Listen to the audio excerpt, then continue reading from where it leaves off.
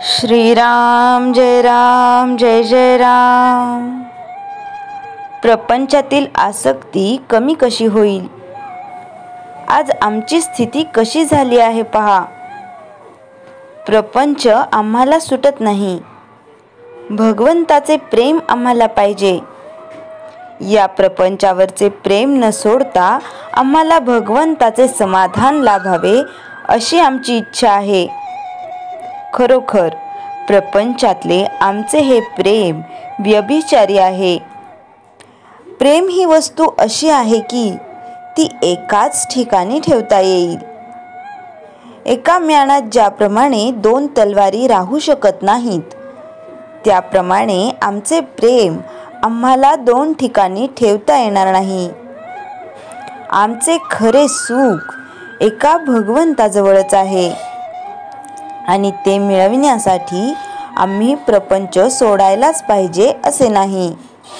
प्रपंचात आम्हाला वाटणारी आसक्ती ही मुख्यतः नाहीशी झाली पाहिजे। शास्त्रात सुद्धा हेच सांगितले आहे। शास्त्र हे अनुभवाचे बनलेले आहे। आमचा अनुभव आम्ही शास्त्राबरोबर पडताळून पाहत नाही। प्रपंचाची खरी किंमत आम्हाला कळल्याशिवाय त्याच्याबद्दल वाटणारी आमची आसक्ती कमी होणार नाही। आज प्रपंचात सुख नाही हे अनुभवाला येऊनही त्याची आसक्ती आम्हाला सुटत नाही।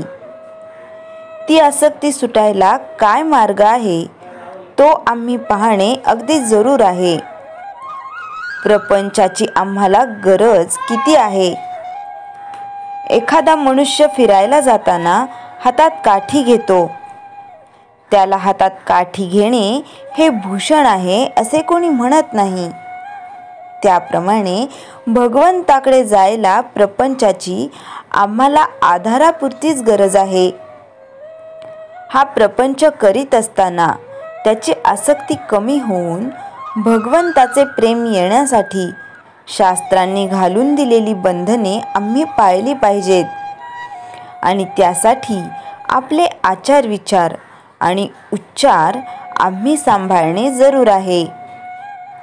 आपण आपल्या संस्कारांप्रमाणे वागलो तर निवृत्तीमध्येच जाऊ, कारण आपली प्रवृत्ती ही सर्व निवृत्तीपरच आहे यात संशय नाही।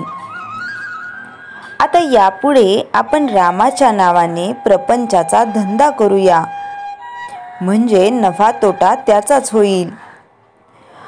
प्रपंचात सदाचरणाने वागावे। सदाचार हा मूळ पाया आहे। नीतिधर्माचे आचरण असावे।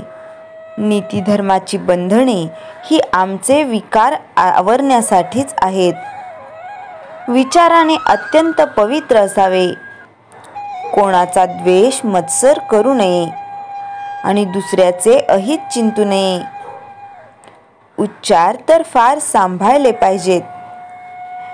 नेहमी सर्वांशी गोड बोलावे। ज्या जिभेने आपण भगवंताचे नाम घेतो त्या जिभेने दुसऱ्याचे अंतःकरण कधीही न दुखावेल याची खबरदारी घ्या।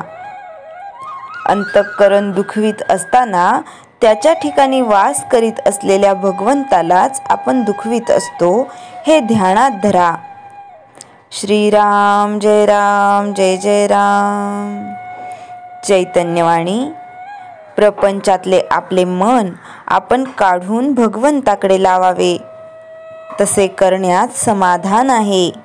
श्रीराम जय जय राम। जयाच्या जनी जन्मनामार्थ झाला, जयाने सदा वासनामात केला। जयाच्या मुखी सर्वदा नाम कीर्ती, नमस्कार तया ब्रह्मचैतन्य मूर्ती। श्रीराम जय जय राम।